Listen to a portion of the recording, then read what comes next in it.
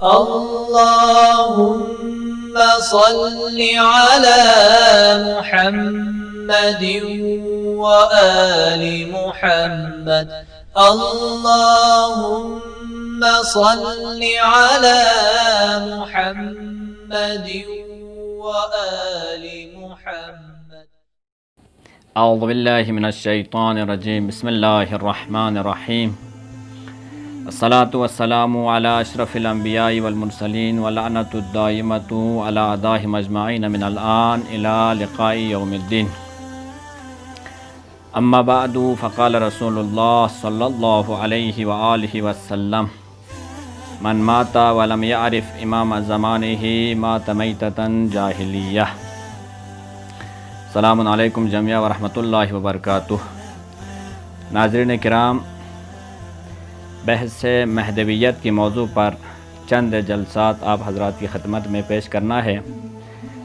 اس کے آج پہلے جلسہ ہے، اس میں چند مقدماتی گفتگو آپ ناظرین کی خدمت میں پیش کروں گا. نبی مکرم اسلام کا ارشاد ہے، یہ روایت اہل تسنن اور مکتب اہل بیت کے ماننے والوں کی کتابوں میں موجود ہے، یعنی متفقہ مسئلہ ہے مہدویت. نبی مکرم اسلام کا ارشاد ہے، جو شخص اپنے زمانے کی امام کی شناخت اور معرفت کے بغیر مر جائے تو اس کی موت جاہلیت کی موت ہوگی. لہٰذا آج آپ ناظرین کی خدمت میں مہدویت پر بحث اور گفتگو کرنے کی اہمیت اور ارجس کو بیان کرنا ہے. بعض لوگ یہ سوچتے ہیں کہ عقائدی و نظریاتی موضوعات کے باوجود حضرت مہدی اجل اللہ تعالی فرجہ الشریف کے سلسلے میں بحث و گفتگو کرنے کی کیا ضرورت ہے؟ کیا اس کے بارے میں کافی مقدار میں بحث نہیں ہوئی ہے؟ بہت ساری کتابیں نہیں لکھی گئی ہے، بہت سارے مضامین اور بہت سارے مقالات اس موضوع پر نہیں لکھے گئے ہیں. اس موضوع پر بحث کرنے کی کیا ضرورت ہے؟ تو اس کا جواب یہ ہے کہ مہدویت کی بحث و گفتگو انسانی زندگی میں ایک بنیادی حیثیت رکھتا ہے اور مختلف پہلوؤں سے انسانی زندگی پر اثر انداز ہوتا ہے. عزیزان گرامی، مہدویت پر بحث کرنا، مہدویت کی موضوع ایک عظیم موضوع ہے جو ہر ایک کو اس موضوع کے بارے میں معلومات ہونا، اس سے آگاہ ہونا بہت ہی ضروری ہے. اس کے اوپر لکھی گئی بہت ساری کتابوں کے باوجود، بہت سارے مقالات کے باوجود، بہت ساری کی گئی کاوشوں کے باوجود ابھی بھی بہت کچھ کہنے کے لیے، بہت کچھ لکھنے کے لیے باقی ہے. مختلف طبقاتی، اجتماعی طبقات، معاشرتی طبقات، خواتین کے لیے، بزرگوں کے لیے، جوانوں کے لیے، نوجوانوں کے لیے اس عنوان پر بحث و گفتگو کرنے کی ضرورت ہے.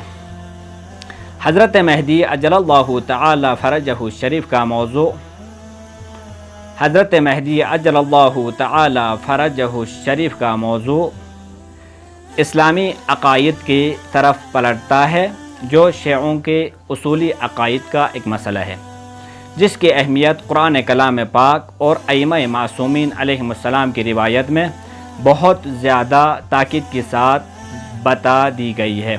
اگر ہم اس کو خلاصہ کرنا چاہیے تو حقیقت میں مہدویت کے بحث خلقت انسان، تخلیق انسان کا ہدف اور انسان کی تخلیق کی غایات اور انسان کی تخلیق کا مقصد ہے، اور بعثت انبیاء کی تکمیل کا بیان، تکمیل کا نام مہدویت ہے. مہدویت یعنی خلقت انسان کا مقصد، خلقت انسان کی غایت. مہدویت یعنی بعثت انبیاء کی تکمیل کا نام مہدویت ہے. اس عنوان کے ذیل میں چند ایک نکات آپ ناظرین کی خدمت میں عرض کروں. سب سے پہلا نکتہ، اس نظام خلقت میں مخلوقات کے درمیان انسان کا جو مقام ہے، انسان کی جو مرتبت ہے، انسان کی جو حیثیت ہے، وہ خلیفۃ اللہ کا مقام ہے. انسان کی جو حیثیت ہے مخلوقات کے درمیان، وہ اشرف المخلوقات کی حیثیت ہے. انسان ایک ایسا موجود نہیں ہے جو بقیہ حیوانوں کی طرف اس کائنات میں آیا ہو، اس دنیا میں آیا ہو، جو کھانے پینے کے لیے، پہننے کے لیے، عالی شان زندگی گزارنے کے لیے پھر ختم ہو جائے، ایسا نہیں ہے۔ انسان اس دنیا میں آیا ہے، خلیفۃ اللہ کا مقام پروردگار عالم نے انسان کو دیا ہے، انسان کو خلیفۃ اللہ کا مقام حاصل ہے، یہ پہلا نقطہ۔ دوسرا نقطہ، انسان ایک ایسا موجود بھی نہیں ہے جو فقط و فقط خارجی اور بیرونی عوامل و اسباب سے متاثر ہوتا ہو۔ انسان ایک ایسا برتن، ایک ایسا گلاس کی طرح نہیں ہے جو فقط و فقط خارجی و بیرونی عوامل سے متاثر ہونے کے لیے منتظر رہے، انتظار میں رہے۔ انسان کے اوپر ظاہری اور خارجی عوامل بھی متاثر ہو سکتا ہے، لیکن اس کے ساتھ ساتھ انسان ایک ایسا موجود ہے، انسان کے اندر بہت ساری خصوصیتیں، بہت ساری مہارتیں، بہت ساری استعداد موجود ہے۔ انسان اپنے ان تمام استطاعت کے ساتھ، ان استعداد کے ذریعے سے اپنی فطرت میں جو خدا نے ودیعت کی ہے، رکھی ہے، ان کے ذریعے سے اندر سے تبدیلی لا سکتا ہے، انقلاب برپا کر سکتا ہے۔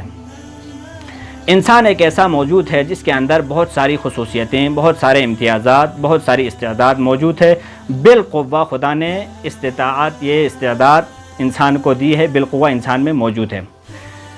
ہم اگر دیکھنا چاہیں تو پہلے ہم بول نہیں سکتا تھا، لکھ نہیں سکتا تھا، پڑھ نہیں سکتا تھا۔ یہ تمام استعداد، یہ پڑھنے کی صلاحیت، بولنے کی صلاحیت، لکھنے کی صلاحیت انسان میں موجود تھی۔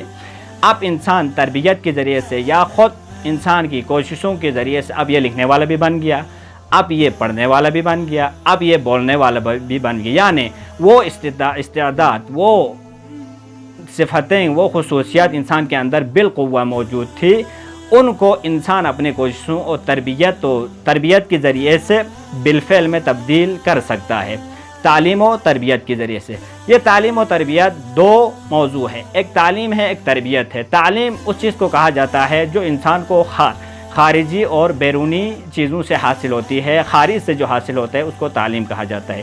تربیت وہ ہے جو انسان کے اندر، انسان کی فطرت میں، انسان کی نفس میں پروردگار عالم نے رکھی ہے، ان استعداد کو بروئے کار لانے کا نام تربیت ہے۔ یہ ہمارا دوسرا نقطہ تھا۔ تیسرا نقطہ، انسان اور معاشرے کے درمیان جو رابطہ ہے، اس کے بارے میں آپ کو بہت سارے نظریات ملیں گے۔ بعض کا نظریہ یہ ہے فقط و فقط فرد کو اصل حاصل ہے، فرد کو اصالت حاصل ہے، معاشرے کی کوئی اہمیت اور کوئی اصالت نہیں ہے۔